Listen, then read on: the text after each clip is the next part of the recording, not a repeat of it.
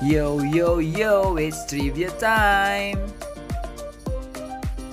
Alam nyo ba mga kuys na dalawa sa pinakamaliliit na freshwater fish ay matatagpuan sa Pilipinas? Isa dyan ay ang Pandaka pygmaea o dwarf pygmy goby na originally from Malabon River dun sa Rizal. Ang size nito ay from 9mm to 15mm. Ang liit nun mga kuys!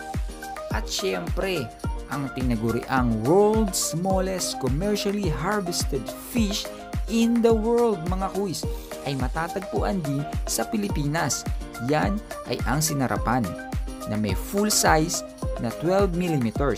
Ito ay matatagpuan lamang sa Bicol region, especially sa Lake Buhi at Bicol River.